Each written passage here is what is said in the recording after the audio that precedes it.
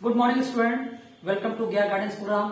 मैं आकाश आनंद, शिक्षक प्लस 2 उच्च विद्यालय बोध गया, आज आपके बीच एक बार पुनः उपस्थित हूं भौतिकी विज्ञान में क्रैश कोर्स के साथ। बच्चों, आज के क्रैश कोर्स में हम लोग इलेक्ट्रिसिटी के एक बहुत ही इंपॉर्टेंट चैप्टर जिसका नाम है मैग्नेटिक इफेक्ट ऑफ करंट, यानी विद्युत धारा का चुंबकीय प्रभाव, हम लोग आज इसका ब्रीफिंग करेंगे। मैं आपको इस चैप्टर से रिलेटेड जो भी स्मरणीय तथ्य हैं, जो भी महत्वपूर्ण बातें हैं, जो भी बेसिक फैक्ट्स हैं, जो परीक्षा के लिए उपयोगी हैं, मैं उस पर फोकस करूंगा और मैं आपको इस चैप्टर से पूछे जाने वाले जो प्रश्न है उसकी भी जानकारी दूंगा। तो बच्चों, मैं आपको एक बात बता दूं कि विद्युत धारा जो होते हैं उसमें 4 प्रकार के प्रभाव होते हैं। मतलब इलेक्ट्रिक करंट जो है वो 4 तरह का इफेक्ट प्रोड्यूस करता है। तो सबसे पहला है विद्युत धारा का उष्मीय प्रभाव, यानी heating effect of electric current. दूसरा है magnetic effect of electric current, यानी विद्युत धारा का चुंबकीय प्रभाव। तीसरा होता है chemical effect of electric current, यानी विद्युत धारा का रासायनिक प्रभाव। और चौथा होता है lightning effect of electric current, यानी विद्युत धारा का प्रकाशीय प्रभाव। तो बच्चों, हम लोगों ने पिछले वीडियो में देखा था कि विद्युत धारा का उष्मीय प्रभाव जो है वो क्या होता है, और आज के क्लास में हम लोग फोकस करेंगे विद्युत धारा के चुंबकीय प्रभाव पे। बाकी के जो 2 प्रभाव हैं, विद्युत धारा का जो रासायनिक प्रभाव है या प्रकाशीय प्रभाव है, वो आप लोग ऊपर की कक्षाओं में पढ़ेंगे, वो 10th से ऊपर का सिलेबस है। तो चलिए हम लोग इसकी शुरुआत करते हैं।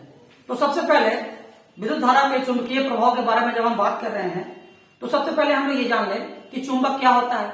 तो आई थिंक चुंबक जो है, मैग्नेट जो है, उससे आप सभी फैमिलियर हैं। सभी लोग चुंबक के बारे में जानते हैं कि चुंबक वैसा पदार्थ है जो लोहा, निकेल या कोबाल्ट जैसे मेटल्स के छोटे छोटे टुकड़ों को अपनी तरफ आकर्षित करता है, और उनके इस तरह के आकर्षित करने का जो गुण है उसको हम लोग मैग्नेटिज्म यानी चुंबकत्व कहते हैं। और किसी भी चुंबक में 2 ध्रुव होते हैं, है ना। जब किसी चुंबक को मुक्त रूप से लटकाते हैं तो उसका वो एंड जो हमारी पृथ्वी के उत्तर दिशा की ओर संकेत करता है वो उत्तरी ध्रुव कहलाता है, और जो एंड जो है दक्षिण दिशा की ओर संकेत करता है वो दक्षिणी ध्रुव कहलाता है। इस तरह से किसी चुंबक में 2 ध्रुव होते हैं, उत्तरी ध्रुव नॉर्थ पोल और दक्षिणी ध्रुव यानी साउथ पोल, है ना। तो ये 2 ध्रुव होते हैं चुंबक में।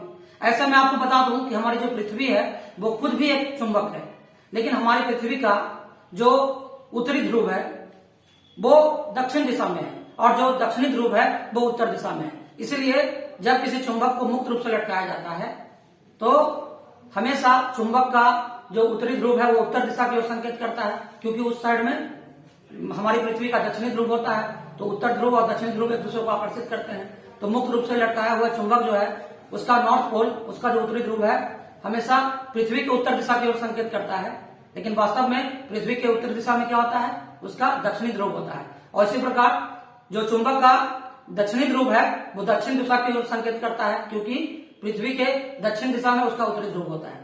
तो ये सब बेसिक चीजें जो है आप लोग जानते होंगे। तो अब हम लोग इस चैप्टर में आगे बढ़ते हैं। तो सबसे पहली बात कि विद्युत धारा का चुंबकीय प्रभाव होता क्या है, what do you mean by magnetic effect of current.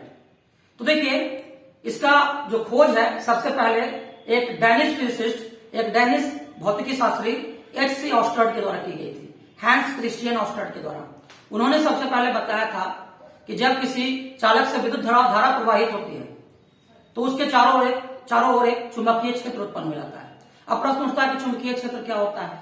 तो देखिए, मैं आपको बता दूं कि अगर कहीं पर कोई चुंबक रख दें या कोई चुंबकीय पदार्थ रख दें, है ना, तो उस चुंबक का प्रभाव उसके चारों ओर जितने क्षेत्र तक होता है वो उस चुंबक का चुंबकीय क्षेत्र कहलाता है। और चुंबकीय क्षेत्र के बाहर क्या होता है, तो अनंत होता है। तो एक चुंबक के चारों ओर का जो क्षेत्र होता है उसको हम लोग चुंबकीय क्षेत्र कहते हैं। और एक बात इसमें आप जान लीजिए कि 2 समान ध्रुवों के बीच विकर्षण होता है। अगर 2 मैग्नेट लाए जाएं, 2 चुंबक लाए जाएं और दोनों के नॉर्थ पोल को एक ही दिशा में रखा जाए, मतलब दोनों के नॉर्थ पोल को आमने सामने रख दिया जाए, तो वहां पर क्या होगा, विकर्षण होगा, क्योंकि समान ध्रुवों में विकर्षण होता है। यानी नॉर्थ पोल या साउथ पोल, ये दोनों एक दूसरे को विकर्षित करेंगे, इनके बीच में रिपल्सन होगा। लेकिन अगर साउथ पोल और नॉर्थ पोल को अगर एक दूसरे के ऑपोजिट रखेंगे तो वहां पर आकर्षण होगा, अट्रैक्शन होगा। ठीक है। तो यानी कहने का मतलब ये हुआ कि ये जो है मैग्नेटिक पोल का नियम है मतलब चुंबकीय ध्रुवों का नियम है जो कूलम के द्वारा दिया गया था, और उन्होंने बताया था उससे पहले कि समान ध्रुवों के बीच विकर्षण और असमान ध्रुवों के बीच आकर्षण होता है किसी भी चुंबक में। ठीक है, तो देखिए यहां पर हम बात कर रहे हैं कि जब एक चुंबक कहीं पर रख दिया जाए और उस चुंबक को रखा जब जाएगा तो उसके चारों तरफ क्या होगा, एक चुंबकीय क्षेत्र उत्पन्न होगा, और उस चुंबकीय क्षेत्र में अगर कोई दूसरा चुंबक लाकर रखा जाएगा तो क्या होगा, वो निश्चित रूप से एक बल का अनुभव करेगा, चाहे वो आकर्षण का बल हो चाहे वो विकर्षण का बल हो। क्योंकि एक चुंबक के चुंबकीय क्षेत्र में जब किसी दूसरे चुंबक को लाकर रखा जाता है तो उसमें निश्चित रूप से एक विक्षेपण होगा, और विक्षेपण इसलिए होगा क्योंकि या तो वो आकर्षण बल का अनुभव करेगा या फिर वो विकर्षण बल का अनुभव करेगा। ठीक है, तो सबसे पहले ऑस्टर्ड ने बताया था कि जब किसी चालक से विद्युत धारा प्रवाहित की जाती है तो उस चालक के चारों ओर एक चुंबकीय क्षेत्र का निर्माण हो जाता है, अपने आप एक मैग्नेटिक फील्ड क्रिएट होता है, यानी एक धारावाही चालक के चारों ओर उत्पन्न होने वाले चुंबकीय क्षेत्र के प्रभाव को विद्युत धारा का चुंबकीय प्रभाव कहा जाता है। और इसकी खोज जो है H.C. ऑस्टर्ड यानी हैंस क्रिश्चियन ऑस्टर्ड नाम के डेनिश भौतिक शास्त्री के द्वारा की गई थी, है ना, 1820 ईस्वी में। तो देखिए अब जो है इसमें आपको जानना है थोड़ा सा मैग्नेटिक निडल के बारे में, चुंबकीय सुई या उसको कंपास की सुई भी बोलते हैं। तो देखिए यहां पर आप देख पा रहे हैं, ये आपका जो डायग्राम है इसमें आप देख पा रहे हैं ये चुंबकीय सुई है। ठीक है, इसका जो रेड कलर से जो कोटेड पोर्शन है ये आपका नॉर्थ पोल है, और जो कलर नहीं किया हुआ है वो इसका साउथ पोल है ना। तो यहाँ पर देखिए कि ये जो मैग्नेटिक निडल है, ये जो चुंबकीय सुई है, अगर इस चुंबकीय सुई को किसी चुंबकीय क्षेत्र में ले आकर रख दिया जाए तो क्या होगा, वो एक बल का अनुभव करेगा, और बल का अनुभव करने के कारण उस चुंबकीय सुई में एक विक्षेपण होगा। और हम लोग इस गुण का उपयोग जो है आगे हम लोग जब इस सेशन में आगे बढ़ेंगे तो देखेंगे कि क्या क्या यूज है मैग्नेटिक निडल का, क्या क्या यूज है इस कंपास निडल का, या क्या क्या यूज है इस चुंबकीय सुई का। तो ये बहुत इंपॉर्टेंट है। तो आप इस बात को याद रखिएगा कि किसी भी चुंबकीय सुई को अगर किसी चुंबकीय क्षेत्र में ले आकर रखते हैं तो उसमें एक विक्षेपण होता है, और विक्षेपण इसलिए होता है क्योंकि आप जानते हैं कि एक चुंबक के चुंबकीय क्षेत्र में जब किसी दूसरे चुंबक को ले जाते हैं तो वो निश्चित रूप से एक आकर्षण या विकर्षण बल को अनुभव करता है, और यही कारण जो होता है उसमें विक्षेपण होता है। ठीक है, अब यहाँ पर देखिए, अब हम लोग बात करते हैं यहाँ पे, देखिए आप यहाँ पर देख रहे हैं चुंबकीय क्षेत्र। मैंने आपको क्या कहा, मैंने आपको बताया कि किसी भी चुंबक के चारों ओर एक चुंबकीय क्षेत्र उत्पन्न होता है, और जो चुंबकीय क्षेत्र उत्पन्न होता है वो किस रूप में उत्पन्न होता है, उसको हम लोग रिप्रेजेंट करते हैं, उसको हम व्यक्त करते हैं चुंबकीय बल रेखाओं के माध्यम से। आप यहाँ पर डायग्राम में देख पा रहे हैं, यहाँ पर एक बार मैग्नेट है, बार मैग्नेट यानी एक छड़ चुंबक है। आप देखिए कि ये छड़ चुंबक है, तो ये छड़ चुंबक अगर कहीं पर रख दिया जाए तो इसके चारों ओर क्या होगा, इसके चारों ओर एक चुंबकीय क्षेत्र उत्पन्न होगा, और जो चुंबकीय क्षेत्र उत्पन्न होगा वो चुंबकीय बल रेखाओं के रूप में उत्पन्न होता है ना, यानी उसको हम लोग बोलते हैं मैग्नेटिक लाइंस ऑफ फोर्स या मैग्नेटिक फील्ड पैटर्न, है ना, चुंबकीय बल रेखाएं। आप यहाँ देख रहे हैं ये एक बार मैग्नेट है, ये बार मैग्नेट का नॉर्थ पोल है, ये साउथ पोल है, और ये जो आप इस तरह के कर्व देख रहे हैं ये कर्व क्या है, ये कर्व जो है चुंबकीय बल रेखाएं हैं। तो प्रश्न ये उठता है कि चुंबकीय बल रेखाएं क्या है। तो आपको मैं बता दूं कि चुंबकीय बल रेखाएं जो है एक बंद वक्र है, जिसके किसी भी बिंदु पर अगर एक स्पर्श रेखा खींची जाए तो वह चुंबकीय क्षेत्र के उस बिंदु पर दिशा को निरूपित करता है। आप जान लीजिए कि जो मैग्नेटिक फील्ड है, जो चुंबकीय क्षेत्र है, वो एक सदिश राशि है, और जो सदिश राशि होती है उसमें परिमाण और दिशा दोनों होता है, मैग्नीट्यूड और डायरेक्शन दोनों होता है। तो अब यहाँ पर हम लोग बोलते हैं कि जब कोई चुंबक कहीं पर रखा हुआ है उसके चारों तरफ चुंबकीय क्षेत्र होता है, तो जो चुंबकीय क्षेत्र होता है वो चुंबकीय बल रेखाओं के रूप में होता है। और चुंबकीय बल रेखाएं क्या है, तो वो बंद वक्र हैं, है ना, जिसके किसी भी बिंदु पर अगर एक स्पर्श रेखा खींची जाए तो वह उस बिंदु पर चुंबकीय क्षेत्र की दिशा को सूचित करता है। ऐसे आप जान लीजिए कि एक चुंबकीय क्षेत्र में तो बहुत सारे बिंदु हैं, अनंत बिंदु हैं, और हर बिंदु पर चुंबकीय क्षेत्र का जो दिशा होगा वो अलग अलग होगा, है ना। तो उस दिशा को जो है चुंबकीय बल रेखाओं के द्वारा जो है हम लोग उस पर एक टेंजेंट खींच करके हम लोग रिप्रेजेंट करते हैं। देखिए यहाँ पर परिभाषा भी है कि एक ऐसा क्षेत्र जिसमें किसी बिंदु पर रखी गई चुंबकीय सुई एक निश्चित दिशा में ठहरती है इसे क्षेत्र को चुंबकीय क्षेत्र कहते हैं, है ना।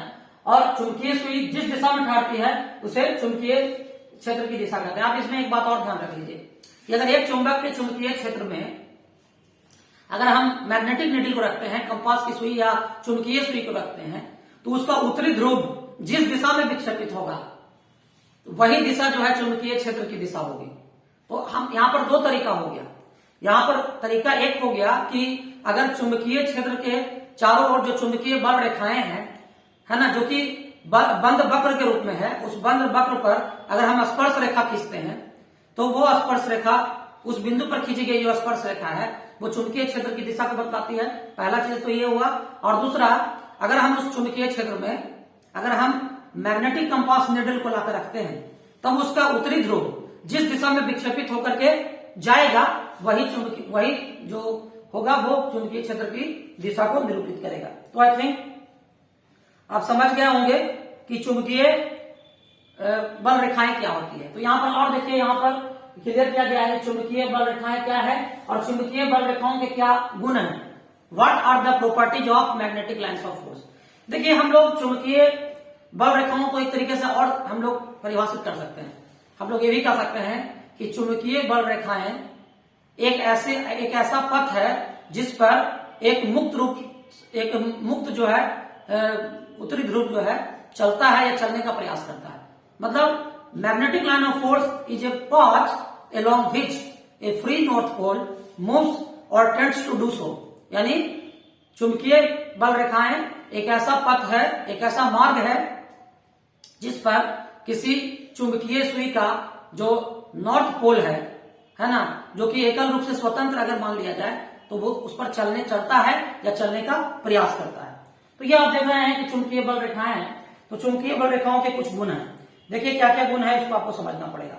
देखिए, चुंबकीय बल रेखाओं का सबसे पहला गुण तो ये है कि चुंबकीय बल रेखाएं जो है ये अगर हवा में बात करें तो हवा में ये नॉर्थ से साउथ, मतलब नॉर्थ से स्टार्ट होकर साउथ पे एंड करता है। आप देख लीजिए, यहाँ जो चुंबकीय बल रेखाएं आप देख रहे हैं ये क्या हो रहा है, नॉर्थ पोल से जनरेट होकर के साउथ पोल पर एंड कर रहा है।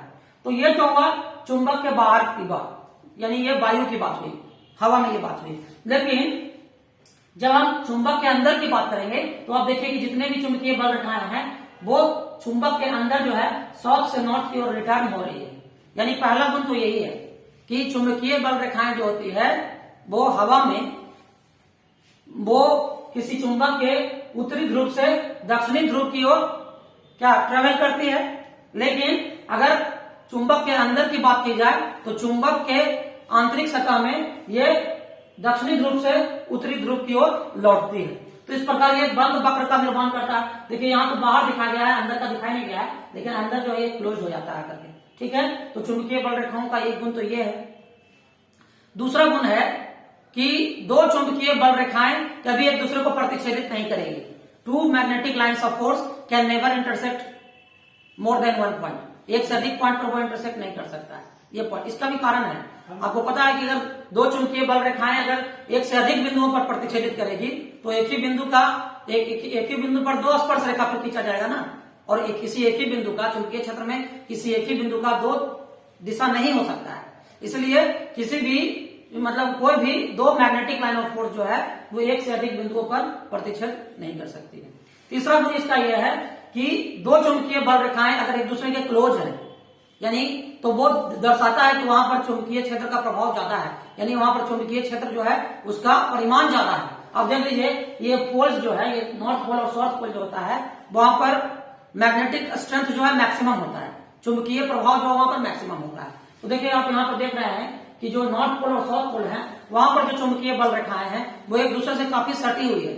और काफी सटी हुई इसलिए है क्योंकि वहां पर चुंबकीय क्षेत्र जो है वो काफी ज्यादा प्रबल है। और जहां पर चुंबकीय क्षेत्र बहुत ज्यादा प्रबल होता है वहां पर चुंबकीय बल रेखाएं जो है एक दूसरे के बहुत क्लोज होती है ना। लेकिन अदर प्लेसेस पे देखिए कि दे आर वाइडली सेपरेटेड। दूसरी जगह पर चूंकि चुंबकीय क्षेत्र का परिमाण कम है तो वो एक दूसरे से दूर दूर स्थित है।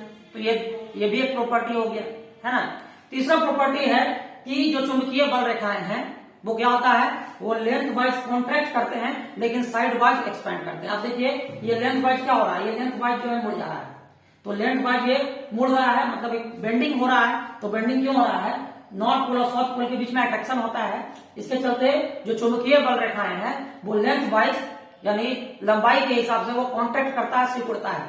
लेकिन साइड वाइज, लेकिन चौड़ाई के हिसाब से क्या होता है? वो फैलता है। अब देखिए कि ये फैल रहे हैं, है ना। देखिए चौड़ाई के हिसाब से इनके बीच का जो गैप है वो वाइड होता चला जा रहा है। तो ये भी है एक। तो ये सब जो गुण है, और भी एक गुण है कि चुंबकीय बल रेखाएं जो है उसके किसी भी बिंदु पर अगर हम स्पर्श रेखा खींचते हैं, क्योंकि चुंबकीय बल रेखाएं एक वक्र के रूप में होती है, तो उसके किसी भी बिंदु पर अगर हम एक स्पर्श रेखा खींचते हैं तो वो मतलब चुंबकीय क्षेत्र के उस बिंदु पर दिशा को निरूपित करता है। तो ये एक तरह से आप समझ गए। और एक बात जान लीजिए, यहाँ पर है, देखिए यहाँ पर गुण भी लिखा हुआ है कि चुंबकीय बल रेखा एक बंद वक्र बनाती है, क्योंकि यह चुंबक के उत्तरी ध्रुव से निकलकर दक्षिणी ध्रुव से होते हुए उत्तरी ध्रुव तक वापस लौट जाती है, जैसा कि चित्र में दिखाया गया है। चुंबकीय बल रेखाएं कभी एक दूसरे को काटती नहीं है। ये सारी चीजें जो है मैंने आपको बता दिया है। और यहाँ पर देखिए जिस स्थान पर चुंबकीय बल रेखाएं एक दूसरी रेखाओं के समानांतर और समदूरस्थ होती है ना, तो इस प्रकार का चुंबकीय क्षेत्र क्या होता है? एक समान होता है। तो देखिए यहाँ पर एक बात मैं आपको और बता दूं कि अगर बहुत सारे चुंबकीय बल रेखाएं एक दूसरे के समानांतर हैं और एक दूसरे से समदूरस्थ हैं, तो वहां पर जो मैग्नेटिक फील्ड होगा, वहां पर जो चुंबकीय क्षेत्र होगा वो एक समान होगा, वहां पर यूनिफॉर्म मैग्नेटिक फील्ड होगा। तो आई थिंक आप समझ गए कि चुंबकीय बल रेखाएं जो होती है उसका क्या क्या गुण होता है। आई थिंक आप समझ गए। अब देखिए चुंबकीय बल रेखाओं को खींचने का, ट्रेस करने का दो नियम है। वो आप 10th क्लास में आप एक्सपेरिमेंट किए होंगे भी, और वो क्या है? एक है लौह चूर्ण प्रयोग द्वारा चुंबकीय बल रेखाओं का प्रदर्शन। आप यहाँ पर डायग्राम देखिए। अब डायग्राम देखने से आपको क्या लग रहा है? डायग्राम देखने से आपको लग रहा है ना कि जो चुंबकीय बल रेखाएं हैं वो किस तरह के पैटर्न का फॉर्मेशन कर रही है। इसमें क्या होता है कि हम लोग एक कार्डबोर्ड लेते हैं, ठीक है, उस कार्डबोर्ड पर हम एक बार मैग्नेट को रख देते हैं, ठीक है, और कार्डबोर्ड पर बार मैग्नेट को रखने के बाद हम उस पर लोहे का चूर्ण जो है छींट देते हैं। उसके बाद हम हल्के हल्के थपथपाते हैं उस कार्डबोर्ड को। तो कार्डबोर्ड को जब हम थपथपाते हैं तो जितने भी लौह चूर्ण है वो इस रूप में अरेंज हो जाते हैं। तो ये जो अरेंजमेंट होता है लौह चूर्ण का, ये पैटर्न को बताता है कि एक बार मैग्नेट के अराउंड जो मैग्नेटिक फील्ड पैटर्न है वो किस तरह का है, या चुंबकीय बल रेखाएं किस तरह की होती है। ये आपको चित्र में स्पष्ट रूप से दिख भी रहा होगा, ठीक है। एक तरीका तो ये है, और दूसरा तरीका है कंपास सुई विधि द्वारा चुंबकीय बल रेखाओं को खींचना। तो देखिए यहाँ पर एक डायग्राम आप देख रहे हैं, तो यहाँ पर आप देखिए कि साउथ पोल है और नॉर्थ पोल है। अगर तो आपको पता है ना कि अगर साउथ पोल और नॉर्थ पोल है इस तो चुंबक में, तो इसके चारों चुंबकीय क्षेत्र होगा। तो चुंबकीय क्षेत्र होगा तो चुंबकीय बल रेखाओं का निर्धारण करने के लिए हम इसके चारों अलग अलग बिंदुओं पर मैग्नेटिक नीडल रखते हैं, कंपास की सुई को रखते हैं, और जब हम उसको क्षैतिज रूप से रखते हैं, एकदम हॉरिजॉन्टली रखते हैं। लेकिन जैसे ही हम उसको, चूंकि एक चुंबकीय क्षेत्र है ये बार मैग्नेट का, और इसमें किसी मैग्नेटिक नीडल को रखेंगे तो निश्चित रूप से चुंबकीय सुई जो है वो विक्षेपित होगा। तो उसका उत्तरी ध्रुव जिस दिशा में विक्षेपित होगा वहां पर हम डॉट देते चले जाएंगे। ये एरो क्या दिखा रहा है? ये एरो दिखा रहा है चुंबकीय सुई के विक्षेपण की दिशा को। तो जहां जहां विक्षेपित हो रहा है वहां पर मैग्नेटिक नीडल को रखकर हम एक पॉइंट देते जा रहे हैं, और जब इस पॉइंट को ज्वाइन करेंगे तो एक कर्व के रूप में ये प्राप्त होगा, और इस प्रकार हम लोग चुंबकीय बल रेखाओं को खींच सकते हैं कंपास की सुई का प्रयोग कर करके, ठीक है। अब देखिए यहां पर हम लोग आते हैं विद्युत धारा का चुंबकीय प्रभाव जो है उस पर हम लोग बात करते हैं। तो इसमें देखिए विद्युत धारा का चुंबकीय प्रभाव जो है इस पर हम लोग वापस लौट रहे हैं। इसमें है कि ऑस्टर्ड ने बताया था कि किसी भी धारावाहिक चालक के चारों ओर एक चुंबकीय क्षेत्र उत्पन्न होता है। A current carrying conductor produces a magnetic field around it. तो ये उन्होंने एससी ऑस्टर्ड ने ऐसे ही नहीं कहा था, क्योंकि विज्ञान में कोई भी बातें जो है वो प्रायोगिक होती है, या है ना, या लॉजिकल बात भी होता है और एक्सपेरिमेंटल बात भी होता है। क्योंकि किसी भी नियम को हम सही तभी मानते हैं जब उस नियम को सत्यापित किया जाए। तो देखिए उसके लिए देखिए ऑस्टर्ड के द्वारा एक प्रयोग किया गया, आप देख रहे हैं ऑस्टर्ड के द्वारा एक प्रयोग किया गया। इस प्रयोग में आप देखिए, ये इस प्रयोग में एक चालक तार लिया गया एबी, देख रहे हैं, एक चालक तार एबी को लिया गया और उस चालक तार एबी को सेल से, रिहोस्टेट से और प्लग की से जोड़ दिया गया, और जोड़ने के बाद इसके नीचे एक स्टैंड पर मैग्नेटिक नीडल को रख दिया गया। तो ये देखा गया कि जब इस सर्किट से कोई करंट नहीं फ्लो कर रहा था तो इसके नीचे रखा गया जो चुंबकीय सुई था एकदम विरामावस्था में था, एकदम हॉरिजॉन्टल पोजीशन में रेस्ट में था। लेकिन ज्यों ही इससे करंट पास हुआ त्यों ही ये पाया गया कि जो चुंबकीय सुई है इसमें एक विक्षेपण हुआ। यानी ये जो चुंबकीय सुई है अगर साउथ से नॉर्थ करंट फ्लो कर रहा है, मतलब वायर आपका ऊपर है, चालक तार धारावाही चालक तार ऊपर है, सुई इसके नीचे है और सुई में वो चालक तार में करंट जो है साउथ से नॉर्थ यानी दक्षिण से उत्तर दिशा की ओर बह रहा है। तो आप देखिए कि जो चुंबकीय सुई है उसका नॉर्थ पोल जो है डिफ्लेक्ट होकर के वेस्ट डायरेक्शन में चला गया, यानी उत्तर दिशा में विक्षेपित हो गया इसका नॉर्थ पोल। और यहां देखिए जब करंट की दिशा को बदल दिया गया यानी धारावाही चालक में जो करंट जो है साउथ से नॉर्थ यानी दक्षिणी से उत्तरी दिशा में बह रहा था, अगर उसको उत्तरी से दक्षिणी दिशा में बहाया गया करंट को, तब उसके नीचे रखा गया जो मैग्नेटिक नीडल है उसमें फिर से एक विक्षेपण हुआ। लेकिन इस बार चुंबकीय सुई का जो नॉर्थ पोल है वो वेस्ट में नहीं बल्कि ईस्ट में डिफ्लेक्ट हुआ, मतलब पूरब की दिशा में वो डिफ्लेक्ट हुआ। तो इससे क्या पता चलता है, आपको पता है ना कि कोई भी चुंबकीय सुई तभी विक्षेपित हो सकती है जब उसको कोई चुंबकीय क्षेत्र मिल रहा हो।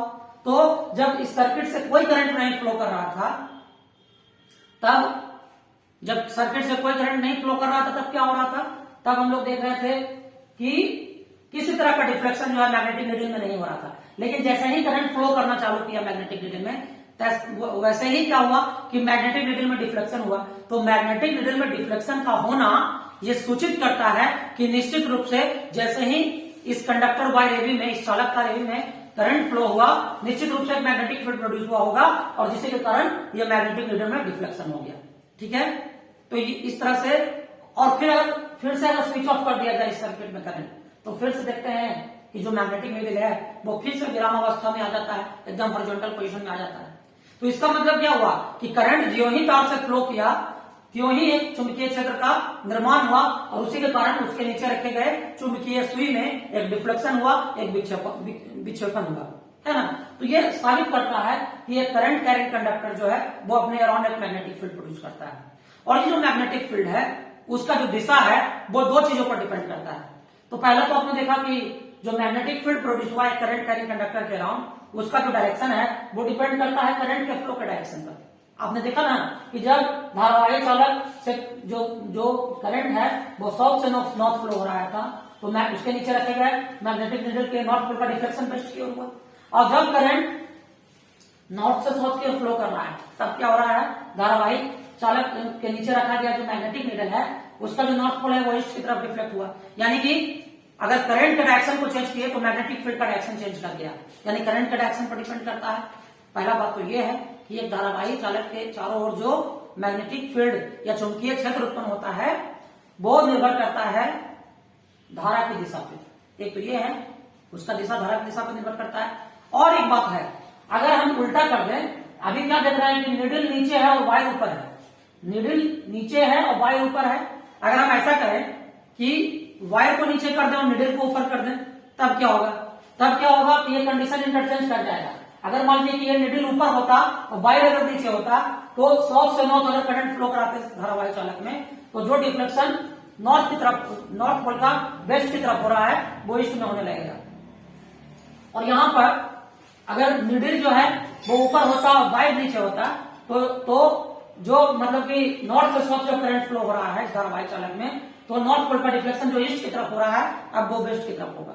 यानी हम लोग अगर रिलेटिव पोजीशन जो है, जो अपेक्षिक स्थिति है चालक तार का और चुंबकीय सुई का, अगर उसको हम इंटरचेंज कर दें तो क्या होगा, चुंबकीय क्षेत्र की जो दिशा है वो भी इंटरचेंज कर जाएगी।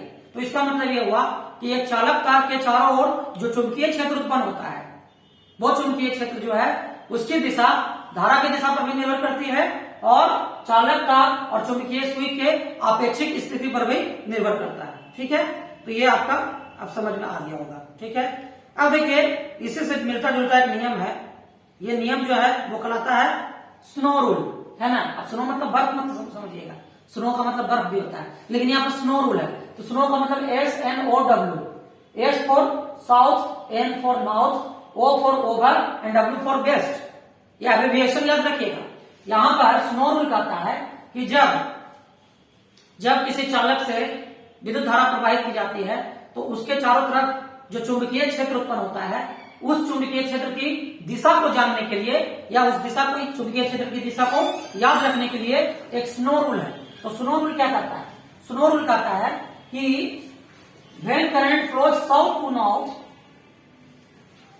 जब current south to north flow होता है ओवर द वायर,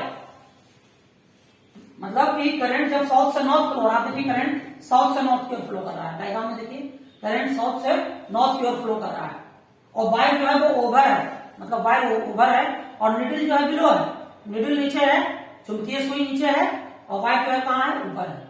तो हम यहाँ पे देख रहे हैं कि मैग्नेटिक निडल के नॉर्थ पोल का डिफ्लेक्शन कहां हो रहा है? वेस्ट की तरफ हो रहा है, south to north over west, यानी south to north current flow करेगा तो नॉर्थ पोल का डिफ्लेक्शन वेस्ट की ओर होगा। यही स्नो रूल कहता है। यहाँ पर देखिए करंट के डायरेक्शन को रिवर्स कर दिया गया, तो करंट अगर नॉर्थ से साउथ फ्लो हो रहा है तो जो डिफ्लेक्शन आप देख रहे थे कि ईस्ट की तरफ हो रहा है, वो डिफ्लेक्शन कहां हो रहा है? तो वेस्ट की तरफ हो रहा है ना। तो ये आपका स्नो रूल है, और स्नो रूल से आप क्या कर सकते हैं? याद रख सकते हैं किसी भी धारावाही चालक के चारों तरफ जो चुंबकीय क्षेत्र उत्पन्न होता है उसकी दिशा को याद रख सकते हैं। और उसको याद रखने का एक और नियम है, एम्पियर स्विमिंग रूल, यानी एम्पियर के तैरने का नियम। और एम्पियर के तैरने का नियम जो है वही काम करेगा जो स्नो रूल करेगा। आप देखिए यहाँ पर डायग्राम में क्या देख रहे हैं कि एक लड़का जो है उसी दिशा में तैर रहा है जिस दिशा में करंट फ्लो कर रहा है। देखिए यहाँ चालक तार जो है वो साउथ से नॉर्थ की ओर फ्लो कर रहा है, तो चालक तार जो है साउथ से नॉर्थ फ्लो कर रहा है। तो ये जो आप पता है ना कि कोई भी आदमी जब तैरता है तो उसका बॉडी वर्टिकल नहीं होता बल्कि हॉरिजॉन्टल हो जाता है। तो मान लीजिए कि ये जो बच्चा है, ये जो व्यक्ति है, वो धारा की दिशा में तैर रहा है, यानी जिस दिशा में चालक से जिस दिशा में धारा प्रवाहित हो रही है उसी दिशा में वो जो लड़का है वो तैर रहा है।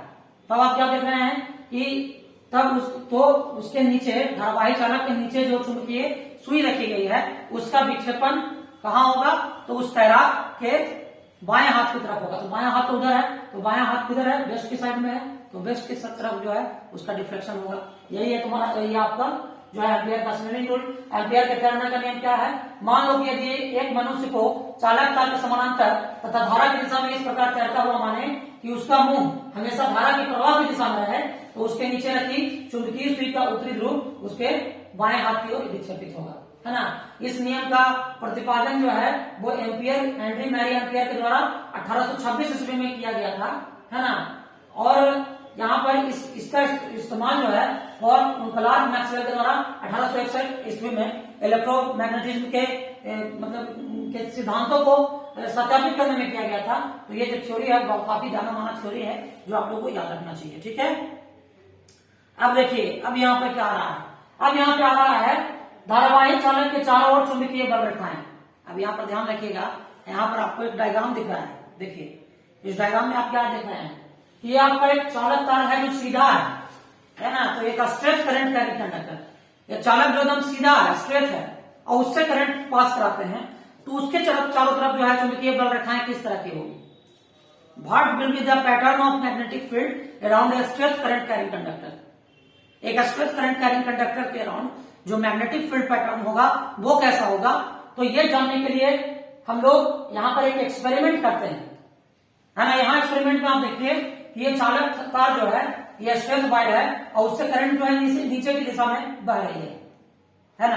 तो जब नीचे की दिशा में करंट बह रही है तो यहाँ पर आप यहाँ पर एक्सपेरिमेंट में क्या किया गया है कि एक कार्डबोर्ड लिया गया है, कार्डबोर्ड के सेंटर में एक होल किया गया है, एक छिद्र किया गया है, उसमें एक स्ट्रेट वायर को इंसर्ट किया गया है और उस स्ट्रेट वायर को आमीटर, रियोस्टेट और सेल से जोड़ दिया गया है। जब सर्किट को ऑन किया गया, इस पर अगर आयरन फिलिंग भी स्प्रिंकल कर दें और इसको हल्के हल्के से टैपिंग करेंगे तो देखेंगे कि इसके चारों तरफ जो आयरन फिलिंग्स हम लोग छींटे हैं वो एक कॉन्सेंट्रिक सर्किल के रूप में अरेंज हो जाएगा।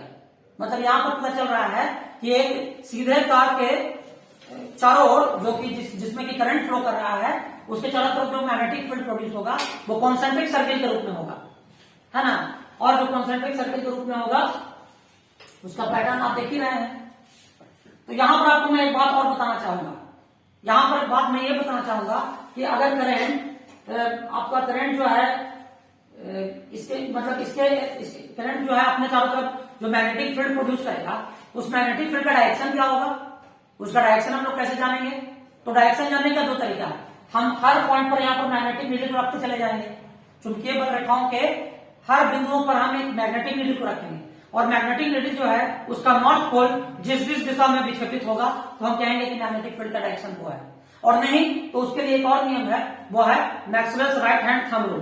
देखिए वो क्या है, यहां पर देखिए, यहां पर हम लोग को पढ़ना है right hand thumb rule. Maxwell के द्वारा दिया गया है राइट हैंड थंब रूल। आप इस डायग्राम को देखिए, यहां पर क्या देख रहे हैं कि एक सीधा धारावाही चालक है, एक स्ट्रेट करंट कैरिंग कंडक्टर है ना, और उसको दाहिने हाथ की मुट्ठी में इस प्रकार पकड़ा गया है कि अगर अंगूठा करंट के डायरेक्शन को रिप्रेजेंट करता है तो बाकी के उंगलियों के मुड़ने की जो दिशा है उसके अराउंड प्रोड्यूस मैग्नेटिक फील्ड के डायरेक्शन को रिप्रेजेंट करेगा।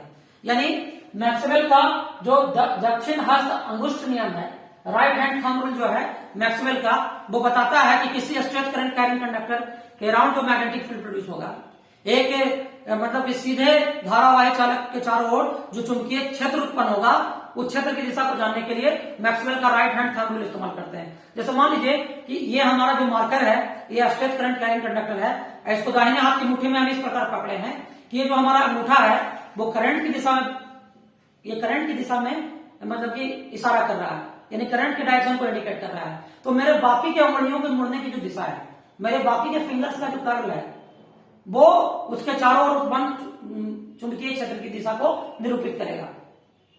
समझ रहे हैं? तो यहां पर देखिए कि करंट जो है ऊपर की ओर जा रहा है ना, तो मेरा जो उंगली है वो एंटी क्लॉकवाइज डायरेक्शन में मुड़ा हुआ है बाकी का उंगली। तो यानी हम ये कह सकते हैं कि जब किसी धारावाही चालक में करंट नीचे से ऊपर की ओर जाता है तो उसके चारों तरफ जो चुंबकीय बल रेखाएं होती है वो एंटी क्लॉकवाइज डायरेक्शन में होता है। ठीक है, लेकिन अगर हम ऐसे कर दे तो अगर ये धारावाही चालक है, इसमें करंट अगर नीचे की ओर फ्लो कर रहा है, तो करंट अगर नीचे की ओर फ्लो कर रहा है तो मेरा बाकी का जो उंगली है वो क्लॉकवाइज डायरेक्शन में बढ़ गया। इसका मतलब हुआ कि किसी भी धारावाही चालक में करंट अगर ऊपर से नीचे फ्लो कर रहा है तो उसके चारों तरफ जो चुंबकीय बल रेखाएं होगी वो क्लॉकवाइज डायरेक्शन में होगा। ठीक है, तो ये मैक्सवेल का राइट हैंड थंब रूल है। एग्जाम में आपको आता है लिखने के लिए 2 मार्क्स के क्वेश्चन में स्टेटमेंट याद रखिएगा तो आप परीक्षा में आसानी से लिख सकते हैं। ठीक है, तो ये आपका मैक्सवेल का राइट हैंड थंब रूल है। ठीक है, अब यहां पर देखिए, यहां पर है विद्युत धारावाही वृत्ताकार पास के कारण चुंबकीय क्षेत्र। अगर मान लीजिए कोई सर्कुलर कॉइल है ना, कॉइल समझते हैं, एक सर्किल के रूप में एक वायर जो है मोड़ा गया है, उसमें बहुत सारा टर्न बना हुआ है, उसको बोलते हैं सर्कुलर कॉइल। तो अगर सर्कुलर कॉइल से करंट फ्लो करता है, किसी सर्कुलर कॉइल से करंट फ्लो करेगा तो उसके अराउंड मैग्नेटिक फील्ड का पैटर्न कैसा होगा। तो देखिए पैटर्न कैसा होगा, ये आपको जो है दिख भी रहा है, आप यहाँ देख भी पा रहे होंगे। ठीक है, कि यहां पर देखिए, इसको मैं एक और डायग्राम से क्लियर करता हूं। देखिए ये जो डायग्राम है इसको आप देखिए, इस डायग्राम में आप देखिए, इस डायग्राम में आप क्या देख पा रहे हैं, इस डायग्राम में देख रहे हैं कि एक कार्डबोर्ड लिया गया है, कार्डबोर्ड के दोनों किनारों पर होल किया गया है। होल करने के बाद इसके अंदर थिक स्टॉप कॉपर वायर जो है इंसर्ट कर दिया गया और उस कॉपर वायर के एंड को सेल से और बैटरी या सेल से और प्लग से जोड़ दिया गया। और अब इस पर क्या है, आयरन फिल्म मान लीजिए स्प्रिंकल कर दिया गया, लोहे का चूर्ण स्प्रिंकल कर दिया गया। और सर्किट को ऑन करने के बाद इसको हल्का सा टैप करेंगे तो हम क्या देखेंगे, यहां पर देखेंगे कि जहां जहां पर छिद्र है वहां पर जो चुंबकीय बल रेखाएं हैं वो क्या हो रहा है, कॉन्सेंट्रिक सर्किल के रूप में अरेंज हो जा रहा है। लेकिन बीच का जो चुंबकीय क्षेत्र है वहां पर जो मैग्नेटिक लाइन ऑफ फोर्स है ऑलमोस्ट स्ट्रेट है। तो यानी हम कह सकते हैं ये जो वृत्ताकार पास है ना, इसमें बीच में जो मैग्नेटिक लाइन ऑफ फोर्स है वो एकदम स्ट्रेट है। यानी वहां, इसका मतलब हुआ कि वहां पर जो मैग्नेटिक फील्ड है वो यूनिफॉर्म मैग्नेटिक फील्ड है, क्योंकि मैंने आपको क्या बताया था कि जहां पर भी मैग्नेटिक फील्ड यूनिफॉर्म होगा वहां पर जो चुंबकीय बल रेखाएं होंगी वो सरल रेखा के रूप में होंगी और एक दूसरे के समानांतर होंगी। लेकिन बाकी जो 2 होल्स हैं वहां पर जो चुंबकीय बल रेखाएं हैं वो क्या है, वो कॉन्सेंट्रिक सर्किल के रूप में है। देखिए इस डायग्राम में आपको ज्यादा क्लियर दिख रहा होगा। इस डायग्राम में देखिए कि यहाँ पर जो सर्कुलर लूप है ये है ना, इसके बीच से जो मैग्नेटिक लाइन ऑफ फोर्स जा रहा है वो एकदम स्ट्रेट लाइन जा रहा है। लेकिन किनारों पे अब देख रहे हैं कि कॉन्सेंट्रिक सर्किल के रूप में मैग्नेटिक लाइन ऑफ फोर्स है, संकेंद्रीय वृत्तों के रूप में है ना। और इसका भी डायरेक्शन हम लोग जान सकते हैं कैसे, मैग्नेटिक कंपास में रख देंगे हर पॉइंट पर, जिधर जिधर नॉर्थ पोल का डिफ्लेक्शन होगा वो मैग्नेटिक फील्ड का डायरेक्शन रिप्रेजेंट करेगा, है ना। तो ये आप समझ ही गए होंगे आई थिंक, है ना।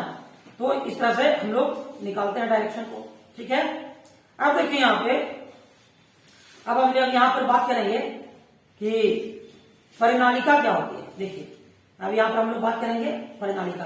देखिए चूंकि क्रैश कोर्स है और क्रैश कोर्स में हम लोग के पास सीमित समय रहता है और क्रैश कोर्स में हम लोग सिर्फ उन्हीं बातों पे फोकस करते हैं जो परीक्षा के लिए बहुत इंपॉर्टेंट है। क्या पढ़ाने के लिए तो बहुत सारी चीजें होती है, लेकिन हम लोग को परीक्षा में एक ऐसा रणनीति तय करना होता है कि हम कम समय में अधिक मार्क्स ला सकें। इसलिए हम लोग सिर्फ मेन पॉइंट पे ही फोकस कर रहे हैं और आई थिंक आपको इतना याद रखने के बाद परीक्षा में अच्छे मार्क्स आएंगे, ये मुझे पूरा उम्मीद है और निश्चित रूप से आएंगे, मैं इस बात की गारंटी भी देता हूं। अब देखिए यहाँ पे हम लोग बात करने वाले हैं सोलेनॉइड की। इस सोलेनॉइड क्या होता है भाई? तो आप यहाँ पर एक डायग्राम देख रहे हैं। आप कभी इलेक्ट्रिक हीटर का कॉइल देखे हैं? आप अपने पेन का स्प्रिंग देखे हैं? पेन का स्प्रिंग कैसा होता है? इसी तरह का तो होता है ना? या आप मोटरसाइकिल में जो बम्पर लगा होता है उसको भी आप देखते हैं, इस तरह का होता है। तो ये क्या है? एक सिलेंड्रिकल कॉइल है। ये क्या है?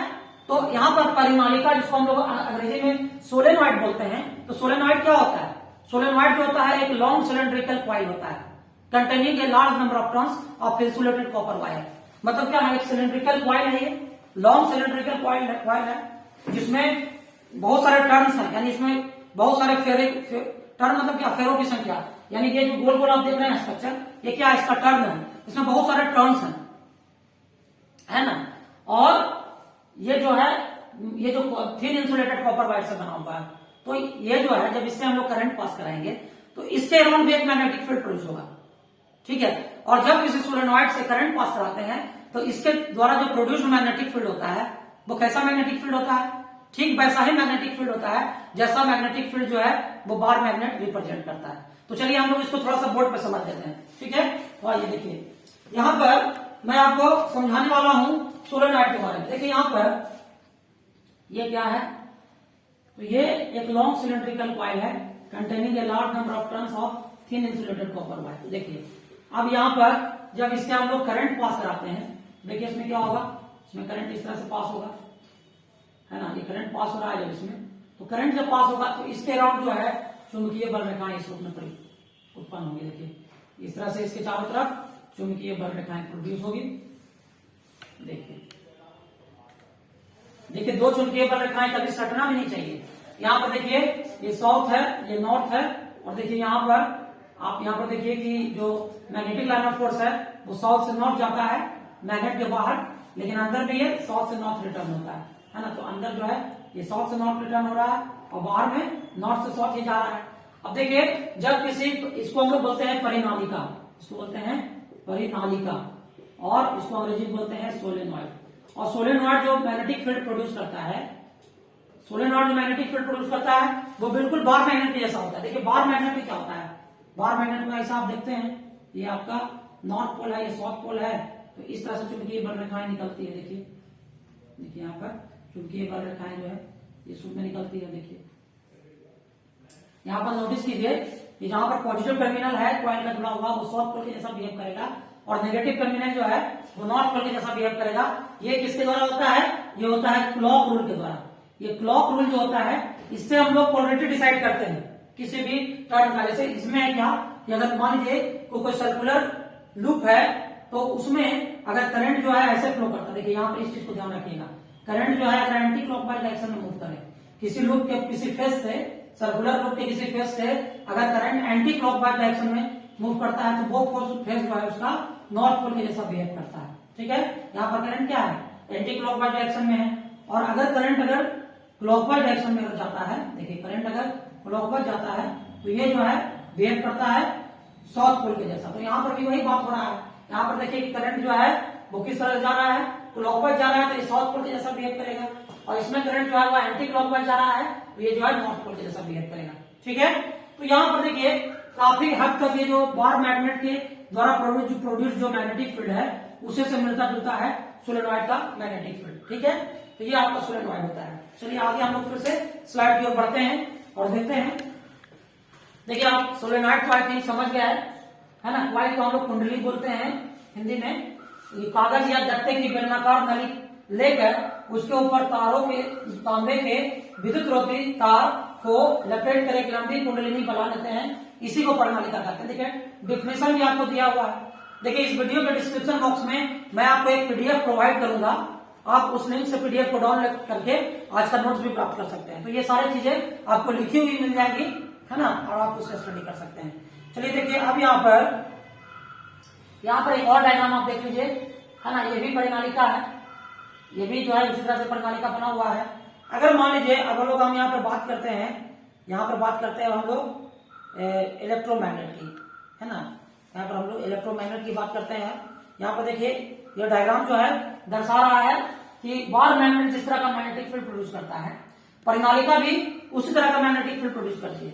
तो हम लोग कह सकते हैं the magnetic field produced by a solenoid is similar to the magnetic field produced by a bar magnet. यानी परिनालिका के द्वारा उत्पन्न जो चुंबकीय क्षेत्र है ठीक वैसा ही होता है जैसा कि छड़ चुंबक जो है अपने चारों तरफ चुंबकीय क्षेत्र को उत्पन्न करता है। ठीक है, तो ये आई थिंक आपको समझ में आया होगा।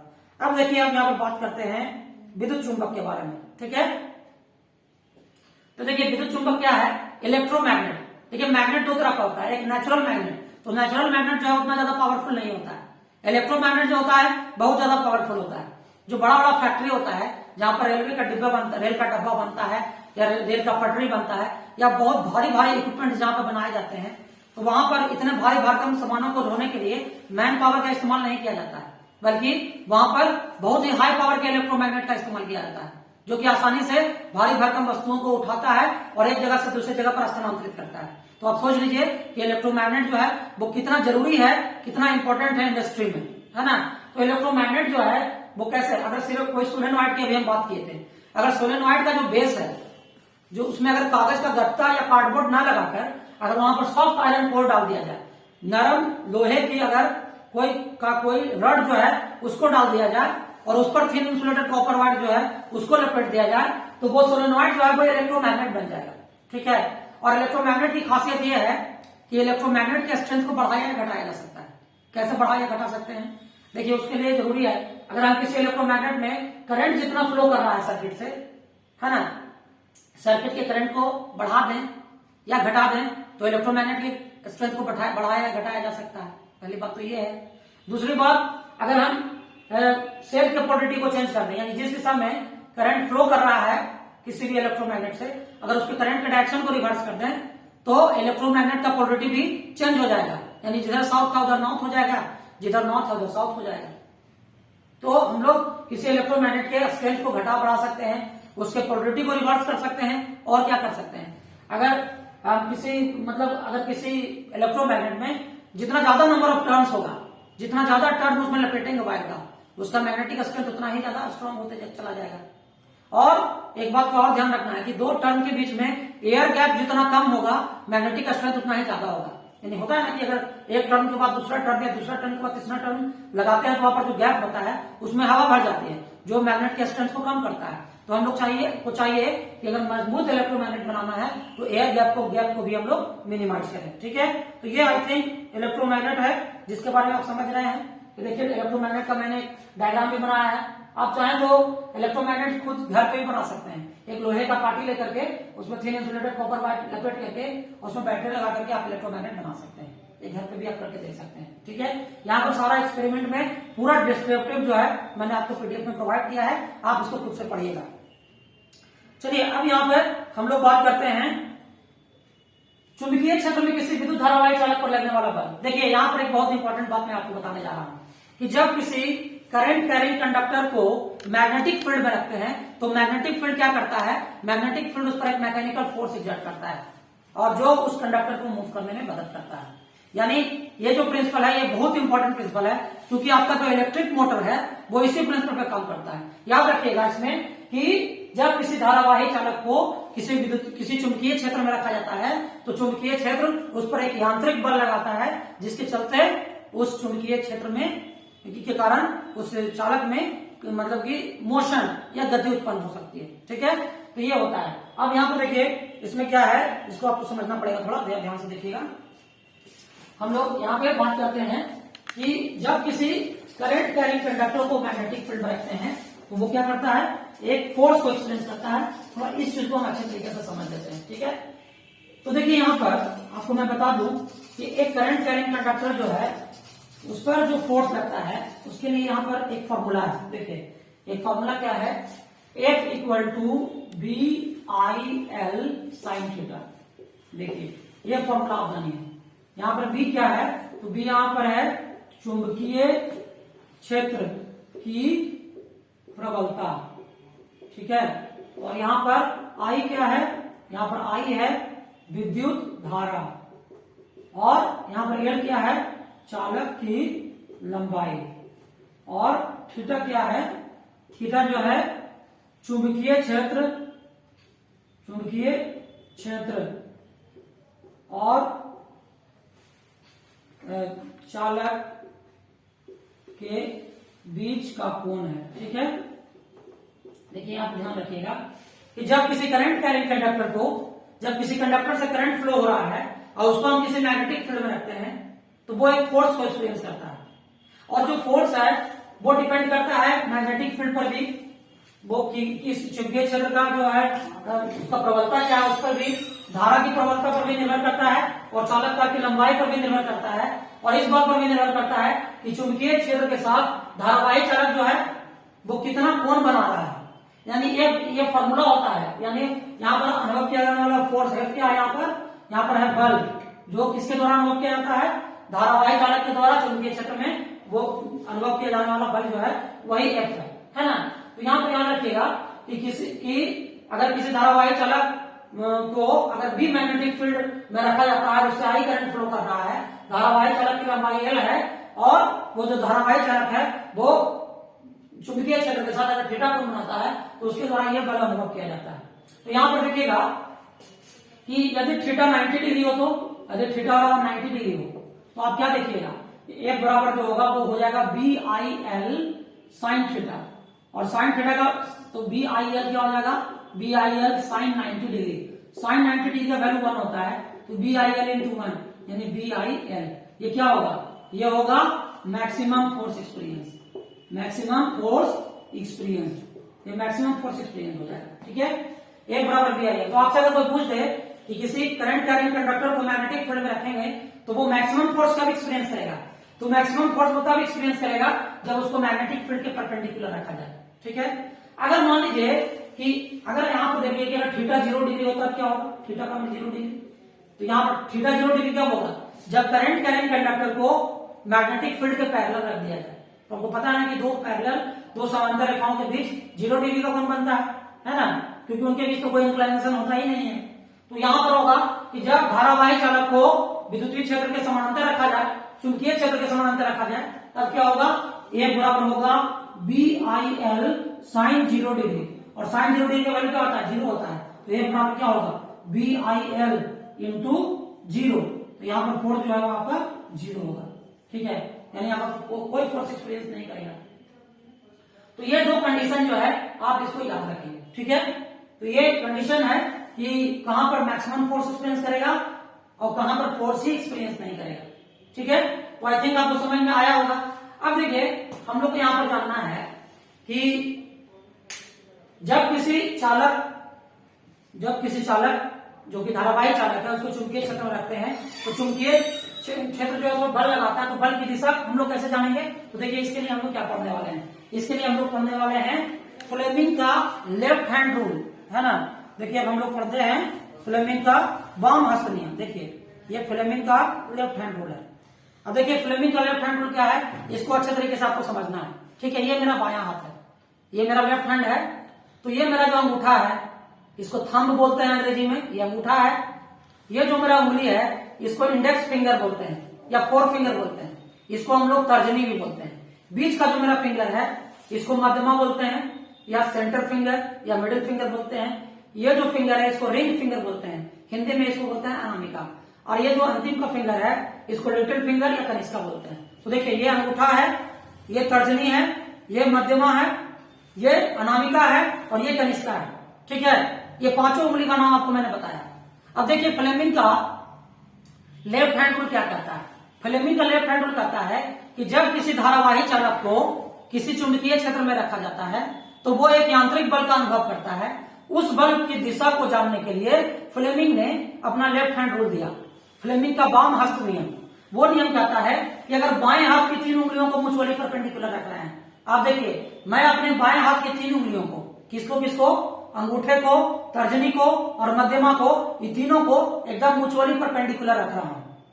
और अगर हमारा जो तर्जनी है, जो फोर फिंगर है, इंडेक्स फिंगर है, अगर ये मैग्नेटिक फील्ड के डायरेक्शन को रिप्रेजेंट करता हो, चुंबकीय क्षेत्र की दिशा को रिप्रेजेंट करता हो, ये मेरा जो सेंटर फिंगर है अगर ये करंट के डायरेक्शन को रिप्रेजेंट करता हो, तो ये जो मेरा अंगूठा होगा वो उस पर लगने वाले फोर्स के डायरेक्शन को रिप्रेजेंट करेगा। यही फ्लेमिंग का लेफ्ट हैंड रूल है और एग्जाम में 2 नंबर में लिखने के लिए आता है। देख लीजिए यहाँ पर डायग्राम में भी आपको दिखाया गया है, ये जो फोर फिंगर है, जो तर्जनी है वो फील्ड को रिप्रेजेंट कर रहा है, जो मध्यमा है वो करंट को रिप्रेजेंट कर रहा है, और जो अंगूठा है वो मोशन या उस पर लगने वाले फोर्स के डायरेक्शन को रिप्रेजेंट कर रहा है। तो यही आपका है फ्लेमिंग का लेफ्ट हैंड रूल, है ना। तो ये आपको जानना चाहिए, परीक्षा में आपसे पूछा भी जाता है लिखने के लिए, तो आप इसको लिख करके नंबर उठा सकते हैं। ठीक है, अब देखिए, अब हम लोग बात करते हैं, क्या बात कर रहे हैं हम लोग, अब हम लोग बात करते हैं इलेक्ट्रिक मोटर की। इलेक्ट्रिक मोटर क्या होता है? तो देखिए, इलेक्ट्रिक मोटर जो है एक बहुत सा कॉमन सा चीज है जो हमारे घरों में इस्तेमाल होता है। कैसे इस्तेमाल होता है? आपके घर में जो फैन घूम रहा है, क्यों घूम रहा है भाई? इलेक्ट्रिक मोटर के कारण। आपके घर में जो मिक्सर ग्राइंडर है ना, जिसमें आप चावल का आटा वगैरह पीसते हैं या फिर अभी दाल वगैरह पीसते हैं, उसमें मिक्सर ग्राइंडर वो भी गोल गोल घूम रहा है, क्यों घूम रहा है? तो उसके अंदर मोटर है। आपके घर में वॉशिंग मशीन है, वो क्यों रोटेट कर रहा है? उसके अंदर भी मोटर है। और सबसे इंपॉर्टेंट चीज कि आपके घरों में जो समरसेबल से पानी आपके घर के टंकी पर रखे हुए मतलब कि घर के छत पर रखे हुए टंकी तक पानी पहुंच रहा है, वो कैसे पहुंच रहा है? तो मोटर के द्वारा पहुंच रहा है। तो मोटर तो बहुत इंपॉर्टेंट है। तो देखिए, मोटर क्या होता है? मोटर एक ऐसा डिवाइस है, मोटर जो है एक ऐसा यंत्र है जो इलेक्ट्रिकल एनर्जी को मैकेनिकल एनर्जी में बदलता है। An electric motor is a device which converts electrical energy into mechanical energy, जो विद्युत ऊर्जा को यांत्रिक ऊर्जा में बदलता है। ठीक है, तो देखिए, विद्युत मोटर जो होता है इसमें क्या क्या होता है? देखिए, यहाँ पर विद्युत मोटर जो है इसमें क्या क्या होते हैं, यहाँ पर देखिए कि विद्युत मोटर में क्या क्या होता है। उससे पहले हम लोग ये जाने कि वो किस प्रिंसिपल पे काम करता है। तो वही प्रिंसिपल है विद्युत मोटर का, जो प्रिंसिपल कहता है, इसमें कहता है कि जब किसी धारावाही चालक को किसी चुंबकीय क्षेत्र में रखते हैं तो चुंबकीय क्षेत्र जो है उस पर एक बल लगाता है, जिसके चलते उस धारावाही चालक में गति उत्पन्न होती है। बस यही प्रिंसिपल है, इसी सिद्धांत पे आपका इलेक्ट्रिक मोटर काम करता है ना। और उस बल की दिशा को जानने के लिए हम लोग फ्लेमिंग का लेफ्ट हैंड रूल इस्तेमाल करते हैं। इसलिए फ्लेमिंग का जो लेफ्ट हैंड रूल है इसको हम लोग मोटर रूल भी कहते हैं, मोटर का नियम भी कहते हैं। ठीक है, अब देखिए, हम लोग इस यहाँ पर देख रहे हैं कि यहाँ पर इलेक्ट्रिक मोटर का कंस्ट्रक्शन आप देख रहे हैं। देखिए, ये आपका इलेक्ट्रिक मोटर है। इस इलेक्ट्रिक मोटर में देखिए क्या क्या है, डायग्राम आप इसका देख रहे होंगे। देखिए, इसमें क्या है, इसमें क्या है, इसका कंस्ट्रक्शन पहले जान लीजिए। इलेक्ट्रिक मोटर में जो होता है फील्ड मैग्नेट होता है। ये जो फील्ड मैग्नेट होता है वो एक strong horseshoe type permanent magnet with concave poles होता है। देखिए, ये आप नॉर्थ पोल और साउथ पोल देख रहे हैं ना, ये क्या है? एक strong horseshoe type permanent magnet है विद कनकेव पोल्स, यानी ये फील्ड मैग्नेट कहलाता है। इसको हम लोग क्षेत्र चुंबक बोलते हैं। और आप देख लीजिए कि यहाँ पर एक रेक्टेंगुलर क्वाइल आपको दिख रहा है, इसको हम लोग बोलते हैं आर्मेचर क्वाइल। और आर्मेचर क्वाइल जो होता है वो एक रेक्टेंगुलर क्वाइल होता है जो किसी इलेक्ट्रिक मोटर के फील्ड मैग्नेट के बीच में इस प्रकार रखा जाता है ताकि वो स्वतंत्रता पूर्वक इंडिपेंडेंटली वो रोटेट कर सके। ठीक है, ये आपका होता है क्या? ये आपका होता है आर्मेचर क्वाइल। ठीक है, उसके बाद देखिए कि आर्मेचर क्वाइल जो है उसका जो एंड है वो जुड़ा होता है स्प्लिट रिंग कम्यूटेटर में। यह है split ring commutator. Split ring commutator से इसका जो आर्म है, यानी कि जो आर्मेचर क्वाइल है, इसका जो आर्म है वो स्प्लिट रिंग कम्यूटेटर से एकदम दृढ़ता से जुड़ा होता है, एकदम रिजिडली अटैच होता है। ठीक है, और ये जो है इसमें जो स्प्लिट रिंग कम्यूटेटर है वो एक उसको जो है ब्रश है, यहाँ पर दो कार्बन का जो ब्रश होता है ना, जो कार्बन का जो ब्रश होता है वो इस स्प्लिट रिंग कम्यूटेटर के साथ एक स्लाइडिंग कॉन्टेक्ट मेंटेन करता है। स्लाइडिंग कॉन्टेक्ट मतलब फिसलने वाला कॉन्टेक्ट मेंटेन करता है, यानी ये सिर्फ टच करता है। यानी स्प्लिट रिंग कम्यूटेटर को जो है ब्रश B1 और B2 जो है स्प्लिट रिंग कम्यूटेटर को सिर्फ टच करता है, स्लाइडिंग कॉन्टेक्ट मेंटेन करता है। ठीक है, और क्या है यहाँ पर देखिए, इस इलेक्ट्रिक मोटर को चलाने के लिए जो ऊर्जा चाहिए उसके लिए उसको पावर कहां से मिलेगा? तो यहाँ पर देखिए एक बैटरी लगा हुआ है। तो यहाँ पर मैं आपको डीसी मोटर की बात कर रहा हूं अभी। ठीक है, तो यहाँ पर देखिए कैसे ये काम करता है, जरा इसको समझिए आप लोग। ठीक है, कैसे ये विद्युत मोटर जो है काम करता है, इसको हम लोग को समझना चाहिए। तो देखिए यहाँ पर विद्युत मीटर में क्या हो रहा है कि ये जो धारावाही चालक है इससे जब करंट पास करेगा, ए बी आर्म में करंट पास करेगा, तो ए बी में करंट पास करेगा, है ना। तो यहाँ पर आप देखिए क्या हो रहा है कि जब इसमें ए बी साइड में करंट पास कर रहा है और सी डी साइड में करंट पास कर रहा है, तो यहाँ पर ये दोनों फोर्स जो है वो इक्वल फोर्स है। इक्वल फोर्स क्यों है? क्योंकि मैग्नेटिक फील्ड भी सेम है ना, करंट भी सेम है और कंडक्टर का लेंथ भी सेम है। तो आपको मैंने क्या बताया था, F बराबर बी इंटू आई इंटू एल। तो F भी सेम है इस ए बी आर्म के लिए और सी डी आर्म के लिए, बी भी सेम है, एल भी सेम है और थीटा 90 डिग्री है। याद रखिएगा कि धारावाही चालक जो है मैग्नेटिक फील्ड में मैक्सिमम फोर्स कब एक्सपीरियंस करता है, जब उसको परपेंडिकुलर रखा जाए। तो ये जो धारावाही चालक है वो चुंबकीय क्षेत्र के लंबवत रखा गया है, ठीक है।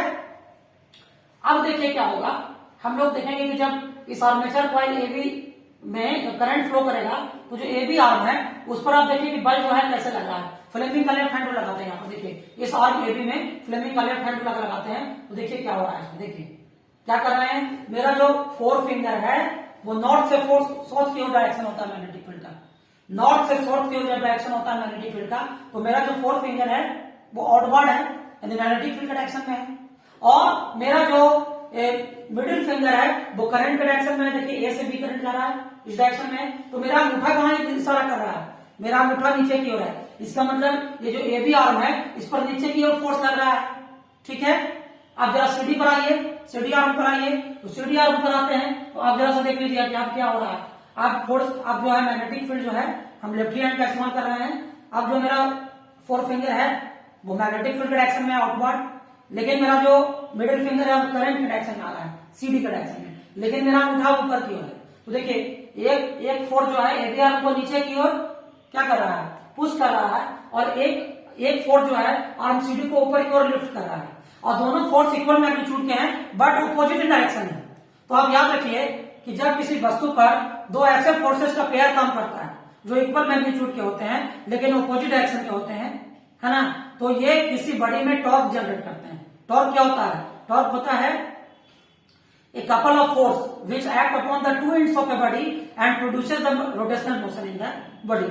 तो यहाँ पर देखिए एक रोटेशनल मोशन क्रिएट करेगा। तो रोटेशनल मोशन से क्या होगा, ये जो कॉइल है, अभी कॉइल जो है हॉरिजॉन्टल है लेकिन वो वर्टिकल कंडीशन में आ जाएगा। तो जब वर्टिकल कंडीशन में आएगा तो due to inertia of motion ये इस वर्टिकल पोजीशन को फिर क्रॉस कर जाएगा। जब वर्टिकल पोजीशन को क्रॉस करेगा, देखिए जब वर्टिकल पोजीशन में आएगा तो टॉर्क जीरो हो जाएगा यहाँ पर, क्योंकि ये फोर्स ऊपर का फोर्स और नीचे का फोर्स एक दूसरे को बैलेंस करेगा। लेकिन ये ज्यादा देर तक रहेगा नहीं, क्योंकि इनर्शिया ऑफ मोशन के कारण ये फिर से पलटी मारेगा, और जब पलटी होगा तो आप जहां पर एबी था वहां सीडी चलाया और जहां पर सीडी था वहां पर एबी चलाया, है ना। तो पहले आप देख रहे थे कि ब्रश भी स्प्लिट रिंग S1 जो था वो आर्म एबी के कॉन्टेक्ट में था और स्प्लिट रिंग S2 जो है वो आर्म सीडी के कॉन्टेक्ट में है। आप क्या देख रहे हैं कि अब सीडी आर्म जो है ना, सीडी आर्म के साथ जो S2 है इधर आ गया और S1 जो है उधर आ गया। पहले B1 और S1 कांटेक्ट में था, B2 और S2 कांटेक्ट में था, अब B1 S2 के कांटेक्ट में है और B2 S1 के कांटेक्ट में है ना, स्लाइडिंग कांटेक्ट। अब जो है करंट पहले ABCD डायरेक्शन में फ्लो हो रहा था, अब करंट BCBA डायरेक्शन में फ्लो हो रहा है, ठीक है। तो अब यहाँ पर देखिए कि इस तरह से क्या होगा कि जब तक करंट मिलते रहेगा तो ये जो रोटेशन है वो कंटिन्यू होते रहेगा। तो ये रोटेशनल मोशन जो है क्रिएट करेगा और इसी तरह से इलेक्ट्रिक मोटर जो है वो काम करते रहेगा। आई थिंक आपको समझ में आ गया होगा। मैंने आपको बहुत कम समय में समझाया है। इसका डिटेल जो है वीडियो के डिस्क्रिप्शन बॉक्स के PDF में लिखा हुआ है, आप इसको अच्छे तरीके से पढ़ के समझ लेंगे। ऐसे मेन बातें तो मैंने आपको बता दी है, आप अगर इसको पढ़िएगा तो और अच्छे से समझ में आ जाएगा, ठीक है। चलिए, तो ये हम लोगों ने पढ़ लिया है, इलेक्ट्रिक मोटर का कंस्ट्रक्शन हम लोगों ने देख लिया। अब देखिए, अब हम लोग एक इंपॉर्टेंट बात पे आ रहे हैं, वो है इलेक्ट्रोमैग्नेटिक इंडक्शन। देखिए ये बहुत इंपॉर्टेंट टॉपिक है इलेक्ट्रोमैग्नेटिक इंडक्शन, जिसकी मैं बात करने वाला हूँ। ये इलेक्ट्रोमैग्नेटिक इंडक्शन क्या होता है, तो देखिए अभी आपने क्या देखा था, अभी आपने देखा था कि करंट कैरिंग कंडक्टर अपने अराउंड मैग्नेटिक फील्ड प्रोड्यूस करता है, यानी कंडक्टर से करंट पास कराओ और उसके अराउंड मैग्नेटिक फील्ड प्रोड्यूस होता है। अब इसका उल्टा होने वाला है। अब क्या होगा, मैग्नेटिक फील्ड इलेक्ट्रिक फील्ड को क्रिएट करेगा, है ना, यानी एक चुंबकीय क्षेत्र जो है वो विद्युतीय क्षेत्र को उत्पन्न करेगा। अब तक हम लोग पढ़ रहे थे कि विद्युतीय क्षेत्र चुंबकीय क्षेत्र को उत्पन्न कर रहा है, लेकिन आप पढ़ेंगे कि चुंबकीय क्षेत्र विद्युतीय क्षेत्र को उत्पन्न करेगा। यही कहलाता है इलेक्ट्रोमैग्नेटिक इंडक्शन। और इलेक्ट्रोमैग्नेटिक इंडक्शन की खोज जो है 1832 ईस्वी में, है ना, ये माइकल फैराडे के द्वारा की गई थी। माइकल फैराडे ने इलेक्ट्रोमैग्नेटिक इंडक्शन का सिद्धांत जो है वो दिया था। अब देखिए इलेक्ट्रोमैग्नेटिक इंडक्शन में क्या होता है, देखिए आपको मैं थोड़ा सा बोर्ड पे भी समझा देता हूँ इस चीज को, ठीक है। देखिए इलेक्ट्रोमैग्नेटिक इंडक्शन क्या होता है। अब जो है इलेक्ट्रोमैग्नेटिक इंडक्शन की बात करते हैं। देखिए इलेक्ट्रोमैग्नेटिक इंडक्शन कब होता है, जब एक कॉइल और एक मैग्नेट के बीच में रिलेटिव मोशन हो, यानी एक कॉइल है और एक मैग्नेट है, अगर इन दोनों में से एक मूव करे और दूसरा रेस्ट में हो तब इलेक्ट्रोमैग्नेटिक इंडक्शन होता है। देखिए इसमें क्या होता है, मान लेते हैं कि ये मान लेते हैं, आपको पहले मैं एक बात बता दूं, गैल्वेनोमीटर एक यंत्र होता है जिसमें एक पॉइंटर लगा रहता है। देखिए ये होता है गैल्वेनोमीटर, और गैल्वेनोमीटर में एक सुई होता है, जी फॉर गैल्वेनोमीटर।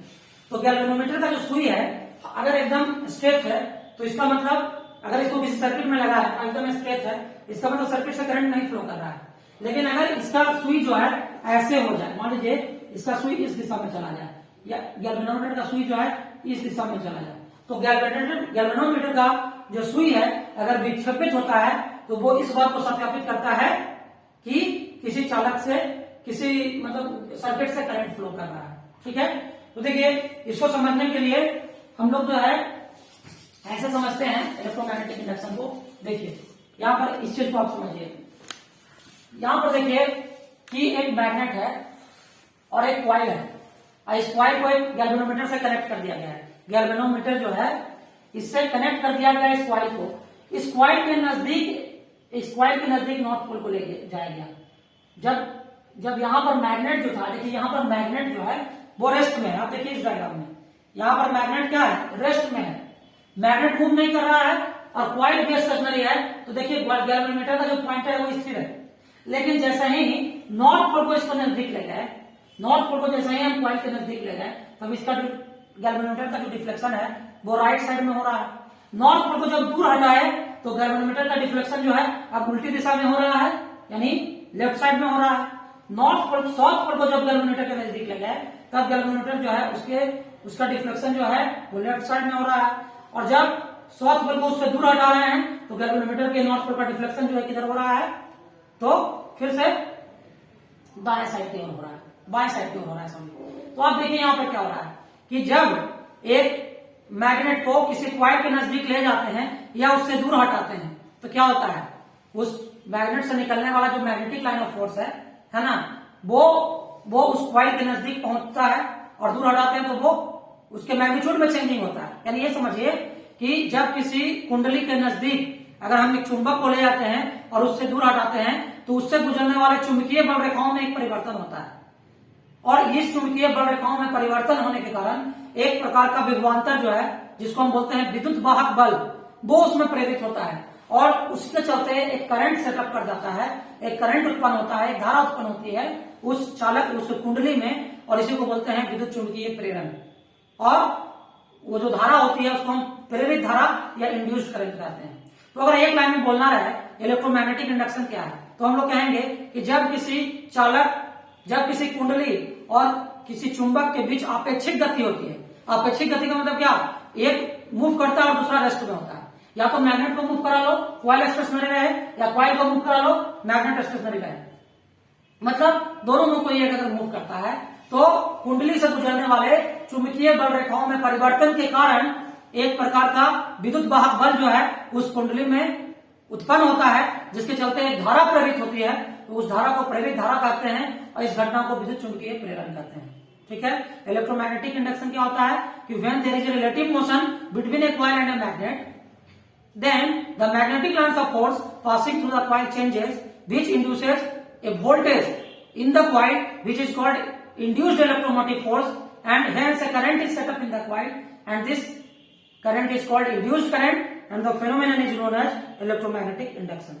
अब देखिए इलेक्ट्रोमैग्नेटिक इंडक्शन में अब हम लोग बात करेंगे फ्लेमिंग का दक्षिण हस्त नियम, यानी फ्लेमिंग का राइट हैंड रूल। अभी तक हम लोग पढ़ रहे थे फ्लेमिंग का लेफ्ट हैंड रूल, अब हम लोग पढ़ेंगे फ्लेमिंग का राइट हैंड रूल। तो फ्लेमिंग का जो राइट हैंड रूल है ये क्या होता है कि हम लोग को इंड्यूस्ड करंट, जो प्रेरित धारा होती है, उसके दिशा के बारे में बताता है।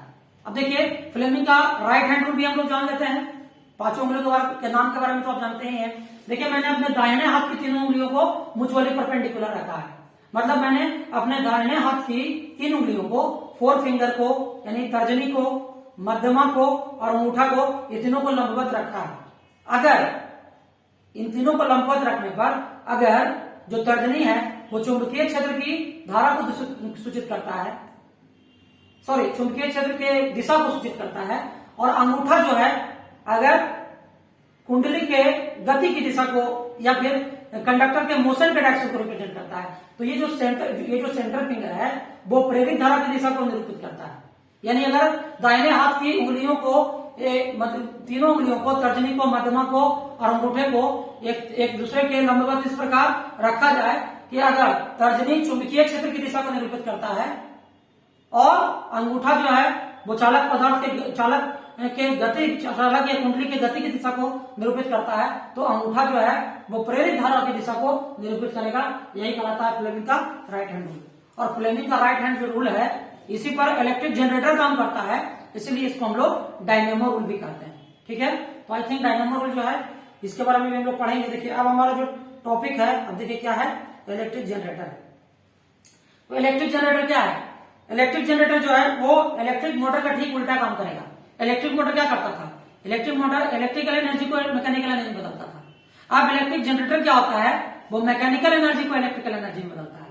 तो हम लोग कहेंगे कि इलेक्ट्रिक जनरेटर या इलेक्ट्रिक डायनामो या विद्युत जनित्र एक ऐसी युक्ति है, एक ऐसा यंत्र है जो यांत्रिक ऊर्जा को विद्युतीय ऊर्जा में परिवर्तित करता है। ठीक है, और काफी कुछ इसमें मिलता जुलता ही है। अब देखिए यहाँ पे दो तरह का इलेक्ट्रिक जनरेटर होता है। एक एसी जनरेटर होता है ना, अल्टरनेटिंग करंट जनरेटर यानी प्रत्यावर्ती धारा जनित्र, और दूसरा होता है डायरेक्ट करंट जनरेटर जो होता है डायरेक्ट करंट जनरेटर, दिष्ट धारा जनित्र। ठीक है, तो ये दो तरह का होता है। तो देखिए काफी कुछ इसमें भी कंस्ट्रक्शन मिलता जुलता है। देखिए यहाँ पर मैं आपको क्लियर करता हूं। देखिए इसमें आप देखिए क्या है, यहाँ पर आप देखिए कि यहाँ पर वही है, फील्ड मैग्नेट है जैसा मोटर में था, आर्मेचर कॉइल है, देखा है आर्मेचर कॉइल भी है। ठीक है, और इसमें देखिए इसमें और भी है, इसमें मैंने आपको पूरा डिस्क्रिप्शन भी लिखा है, आप जो है पीडीएफ से पढ़ भी सकते हैं। मैं आपको समझाने के लिए सिर्फ यहाँ पे बता रहा हूँ। देखिए ये आपका डायग्राम है डीसी जनरेटर का। ठीक है, आप देखिए कि डीसी जनरेटर में स्प्लिट रिंग होता है, याद रखिएगा, लेकिन जो एसी जनरेटर होता है बाबू उसमें क्या होता है, स्लिप रिंग होता है।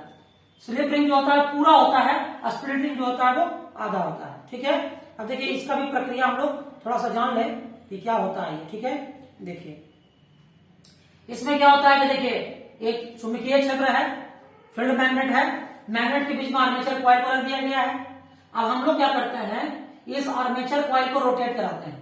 ठीक है, तो रोटेट कराएंगे, जैसे मान लीजिए आर्मेचर कॉइल को रोटेट करा रहे हैं, तो रोटेट कराने में क्या हो रहा है कि आर्म एबी जो है वो नीचे की ओर रोटेट, मतलब इसको हम लोग क्या कर रहे हैं, इसको हम लोग एंटी क्लॉकवाइज अगर रोटेट कराते हैं तो आप क्या देख रहे हैं कि एबी आर्म जो है नीचे की ओर मूवमेंट कर रहा है और सीडी आर्म जो है ऊपर की ओर मूवमेंट कर रहा है। तो अब यहाँ पर फ्लेमिंग का राइट हैंड रूल अगर हम लगाते हैं तो देखिए क्या होता है इसमें। देखिए इसमें क्या आप देख रहे हैं कि फ्लेमिंग का राइट हैंड रूल लगाने पर देखिए ये जो हमारा उंगली है वो मेरा फोर फिंगर जो है फील्ड के डायरेक्शन में है, और मेरा अंगूठा जो है नीचे की ओर है, तो मेरा जो सेंटर फिंगर है वो इस दिशा में है, यानी करंट इधर बी से ए की ओर फ्लो होगा। ठीक है, और इसमें करंट बी से ए की ओर फ्लो होगा, है ना। और जो है अगर हम सीडी की बात करें तो सीडी की बात करते हैं तो देखिए इसमें क्या हो रहा है। सीडी की बात अगर करते हैं तो इसमें आप देखिए कि इसमें हमारा जो अंगूठा है वो ऊपर की ओर है, सॉरी हाँ अंगूठा ऊपर की ओर है क्योंकि सीडी का मूवमेंट ऊपर की ओर हो रहा है। मेरा जो फोर फिंगर है वो किधर है, नॉर्थ से साउथ की ओर है, तो यहाँ जो मेरा सेंटर फिंगर है वो इस दिशा में है, यानी इसमें current B to A flow कर रहा है और इसमें current D to C flow कर रहा है, यानी एक्सटर्नल सर्किट में करंट का फ्लो जो है बी ए डीसी डायरेक्शन में हो रहा है। तो यहाँ पर क्या है कि ये जो स्लिप रिंग है, स्लिप रिंग जो है ये जो R2 जो स्लिप रिंग है, देखिए दो तरह का नहीं होता, स्लिप रिंग और स्प्लिट रिंग। स्प्लिट रिंग आधा होता है, स्लिप रिंग पूरा होता है। तो ये जो स्लिप रिंग R2 है ये सीडी आर्म से रिजिडली कनेक्टेड है, और ये जो स्लिप रिंग R1 है वो एडी आर्म के द्वारा रिजिडली कनेक्टेड है, और ये ब्रश जो है वैसे ही स्लाइडिंग कंटेंट को मेंटेन कर रहा है। तो यहाँ पर देखिए कि क्या होगा, ये रोटेशन जब कंटिन्यू होगा तो अभी क्या होगा कि करंट जो है B2 से B1 की ओर फ्लो होगा, है ना। आप देख लीजिए, सॉरी करंट जो है B1 से B2 की ओर फ्लो होगा। देखिए ये जो BA से करंट आ रहा है तो ये करंट जो है ब्रश B1 से B2 की फ्लो करेगा, ठीक है। लेकिन हाफ रोटेशन के बाद क्या होगा, हाफ रोटेशन के बाद क्या होगा कि CD चला जाएगा ये AB की जगह पर और AB चला जाएगा CD की जगह पर। तो क्या होगा कि अब जो करंट फ्लो होगा, ये जब ये स्लाइड होकर जब इधर आ गया तो अब करंट क्या होगा, B2 से B1 की फ्लो करेगा, है ना। यानी प्रत्येक हाफ इंटरवल के बाद करंट का डायरेक्शन जो है वो चेंज कर जाएगा। तो वो कहलाएगा क्या, वो कहलाएगा अल्टरनेटिंग करंट। क्योंकि अल्टरनेटिंग करंट में क्या होता है कि प्रत्येक हाफ इंटरवल के बाद करंट का डायरेक्शन जो है बदल जाता है। तो इस तरह से ये अल्टरनेटिंग करंट होगा, अल्टरनेटिंग करंट जनरेटर होगा। और इसी तरह से अगर इसमें स्प्लिट रिंग होगा तो स्प्लिट रिंग लगाने से क्या होगा ना कि करंट का डायरेक्शन जो है यूनिडायरेक्शनल रहेगा। मतलब हमेशा करंट जो है वो इसमें देखिए क्या होगा, ये जो हम लोग देखते हैं यहाँ पर, इसमें करंट जो फ्लो होगा वो हमेशा एक ही डायरेक्शन में करंट फ्लो होगा। इसमें देखिए क्योंकि इसमें स्प्लिट रिंग लगा हुआ है, तो स्प्लिट रिंग में जो करंट होगा हमेशा एक ही डायरेक्शन में फ्लो होगा। हाफ रोटेशन के बाद भी करंट का डायरेक्शन वही होगा, तो वो डायरेक्ट करंट होगा। तो ऐसा जनरेटर जो है वो डीसी जनरेटर कहलाता है, ठीक है। आई थिंक आपको समझ में आ गया होगा। देखिए यहाँ पर एक डायग्राम भी है जिसमें मैंने आपको बताया है अल्टरनेटिंग करंट का ग्राफ है, ये है जो कि देखिए इसमें डायरेक्शन चेंज हो रहा है। प्रत्येक हाफ साइकिल के बाद जो है करंट का डायरेक्शन बदल रहा है। ये आपका अल्टरनेटिंग करंट है, ये आपका डायरेक्ट करंट है। इसका नोट्स प्रोवाइड किया गया है, आप इसको पढ़िएगा, ठीक है। अब यहाँ पर हम लोग इलेक्ट्रिक मोटर और जनरेटर में अंतर की बात करते हैं। तो इलेक्ट्रिक मोटर और जनरेटर में अंतर हम लोग बता सकते हैं। जनरेटर क्या करता है, ये यांत्रिक ऊर्जा को विद्युत ऊर्जा में बदलता है और ये विद्युत ऊर्जा को यांत्रिक ऊर्जा में बदलता है। ये जो है फ्लेमिंग के राइट हैंड रूल को फॉलो करता है, वो फ्लेमिंग के लेफ्ट हैंड रूल को फॉलो करता है ना। इसमें जो है जनरेटर में जो है हम लोग कॉइल को रोटेट कराते हैं, है ना, तब करंट जनरेट होता है। इसमें क्या होता है कि कॉइल को, और इसमें मतलब करंट के द्वारा फिर रोटेशन प्रोड्यूस होता है कॉइल में, है ना। तो ये सब डिफरेंसेज है जिसको आप लिख सकते हैं, ठीक है। अब यहाँ पर देखिए, यहाँ पर हम लोग का लास्ट टॉपिक है, यहाँ पर है घरेलू विद्युत परिपथ, डोमेस्टिक इलेक्ट्रिक सर्किट। तो देखिए यहाँ पर एक सिंपल सा यहाँ पर एक डायग्राम बताया गया है कि किस तरह से हमारे घरों में डिस्ट्रीब्यूशन होता है इलेक्ट्रिक सर्किट का। मतलब कि यहाँ पर देखिए डोमेस्टिक सर्किट जो होता है उसमें हमारे घर में जो सप्लाई आता है वो कहाँ से आता है, वो आता है थर्मल पावर स्टेशन से, है ना।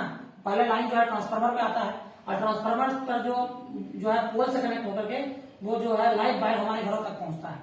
तो ये लाइट वायर है, ये आपका न्यूट्रल वायर है ना। लाइट वायर जो है और जो न्यूट्रल वायर है, ये दोनों के बीच का जो पोटेंशियल डिफरेंस होता है इंडिया में वो 220 वोल्ट होता है और फ्रीक्वेंसी जो होता है वो 50 हर्ट्ज का होता है। यानी हम लोग के घर में जो सप्लाई आ रहा है वो एसी सप्लाई आता है 220 वोल्ट का, है ना। और यहाँ पर लाइट वायर और न्यूट्रल वायर के बीच का जो पोटेंशियल डिफरेंस होता है वो कितना होता है, 220 वोल्ट का होता है ना। तो ये लाइट वायर जो लाइट वायर है, यह पहले क्या आता है हमारे घर के मीटर में आता है ना। ये मीटर में आता है, मीटर में एक मेन फ्यूज लगा होता है ना, जो कि हम लोग को मतलब कि बीच का मतलब कि ये मीटर को जलने से बचाता है। और यहाँ पर देखिए यह डिस्ट्रीब्यूशन बॉक्स है। इस डिस्ट्रीब्यूशन बॉक्स से क्या होता है कि अलग अलग कनेक्शन जो है वो पैरेलल रूप से घर के विभिन्न हिस्सों में जाता है, अलग अलग कमरों में जाता है और घर के अलग अलग हिस्सों में जाता है ना। तो ये आपका डिस्ट्रीब्यूशन बॉक्स है, ठीक है। तो ये जो है इसमें आपको और भी चीज पढ़ना है। शॉर्ट सर्किट है ना, शॉर्ट सर्किट है, ओवरलोडिंग है। तो शॉर्ट सर्किट क्या है, इसमें देखिए जब किसी कारण से फेज या न्यूट्रल वायर आपस में सीधे तार से जुड़ जाए, यानी लाइट वायर और न्यूट्रल वायर जब एक दूसरे के डायरेक्ट कांटेक्ट में आता है तो सर्किट का रेसिस्टेंस जो है वो ऑलमोस्ट जीरो हो जाता है। और जब जीरो रेसिस्टेंस से जब करंट फ्लो होता है तो स्पार्किंग होता है सर्किट में और आग लग जाता है ना। ये सर्किट को जला देता है, इसी को हम लोग शॉर्ट सर्किट बोलते हैं। और ओवरलोडिंग क्या होता है कि घर में बहुत सारा अप्लायंसेज को हम लोग यूज करते हैं। तो हम लोग के घर में दो तरह का सप्लाई लाइन होता है, एक 5 एम्पियर का डोमेस्टिक लाइन होता है, एक 15 एम्पियर का पावर लाइन होता है। तो पावर लाइन जो होता है उससे हम लोग हाई पावर अप्लायंसेज को रन कराते हैं, है ना। तो उसमें क्या होता है, उसमें हम लोग करते हैं क्या कि मतलब कि जो हाई पावर अप्लायंसेज में हम लोग गीजर है, मोटर है ना, इलेक्ट्रिक आयरन है, कंप्यूटर है, ये सब जो है रन करता है घर का। जो हल्का फुल्का डिवाइस है, फैन है या बल्ब है, वो 5 एम्पियर के लाइन से फ्लो करता है। अब देखिए कभी कभी क्या होता है कि अगर हम घर में बहुत सारे हाई पावर अप्लायंसेज को एक साथ स्विच ऑन कर देते हैं तो क्या होता है कि एकाएक करंट जो है ज्यादा ड्रॉ करने लगता है सर्किट, और इससे क्या होता है कि सर्किट जो है ओवरलोडेड हो जाता है और हीट होकर के वो क्या होता है, वो मशीन को जो है जला सकता है, डैमेज कर सकता है अप्लायंसेज को। इसी को ओवरलोडिंग बोलते हैं। शॉर्ट सर्किट और ओवरलोडिंग से बचने के लिए क्या करते हैं हम लोग घरों में इलेक्ट्रिक फ्यूज का इस्तेमाल करते हैं। इसके बारे में मैंने डिस्क्राइब कर रखा है, आप इस वीडियो को ध्यान से पढ़िएगा, है ना। और हमारे घर में अर्थ वायर भी होता है। देखिए ये अर्थ वायर है। अर्थ वायर क्या करता है कि अर्थ वायर जो है वो हम लोग घरों में जो है कहीं पे हम लोग घर के बाहर कहीं पे गड्ढा करके है ना, वहां पर हम लोग मोटे कॉपर के वायर जो है उसको जमीन के अंदर गाड़ देते हैं, है ना। और उसको जो है हम लोग इसलिए करते हैं क्योंकि अगर मान लीजिए हमारे घर में कभी वायरिंग डैमेज हो जाता है तो घर में यूज होने वाले बहुत सारे मेटेरियल अप्लायंसेस अगर डायरेक्ट लाइव वायर के कॉन्टेक्ट में आएंगे और उस मतलब कि अप्लायंसेस को हम छुएंगे तो हम लोग को सीवियर इलेक्ट्रिक शॉक लग सकता है ना। तो उससे बचने के लिए हमारा अर्थ का जो पोटेंशियल है वो 0 वोल्ट होता है, इसलिए हम लोग घर में जितना भी कनेक्शन होता है उसका अर्थिंग करवा देते हैं, ताकि अगर गलती से भी एक्स्ट्रा मतलब लाइव वायर जो है टच करता है ऐसे डिवाइसेज में तो सीधा सीधा वो ग्राउंड में चला जाए और हम लोग सीवियर इलेक्ट्रिक शॉक से बच सकते हैं। बाकी डिटेल में जो है आप इसको पढ़िएगा, है ना। तो इस प्रकार जो है इस चैप्टर के मैंने ब्रीफिंग जो है ऑलमोस्ट कंप्लीट कर दिया है। बच्चों एक बात मैं आपको ध्यान दिलाना चाहूंगा कि हो सकता है कि बहुत सारी बातें आपको समझ में नहीं आई होगी, क्योंकि हम लोग को क्रैश कोर्स में बहुत कम सीमित समय में बहुत सारी चीजों को टच करना होता है। तो मैंने आपको इस वीडियो के डिस्क्रिप्शन बॉक्स में जो पीडीएफ दिया है उस पीडीएफ से आप पढ़ करके चीजों को समझ सकते हैं। और साथ ही साथ इस चैप्टर से जो संभावित प्रश्न है, वस्तुनिष्ठ प्रश्न है, लघु उत्तरीय प्रश्न है, दीर्घ उत्तरीय प्रश्न है, वो भी मैंने आपको इस पीडीएफ में प्रोवाइड किया है ना। आप उससे डाउनलोड करके उसका स्टडी कर सकते हैं। तो बच्चों आई थिंक कि आज का क्लास जो है आप लोग के लिए बहुत हेल्पफुल साबित होगा, है ना। आप इस वीडियो से जो है अपने स्टडी को जारी रखें और इसका लाभ उठाएं। धन्यवाद।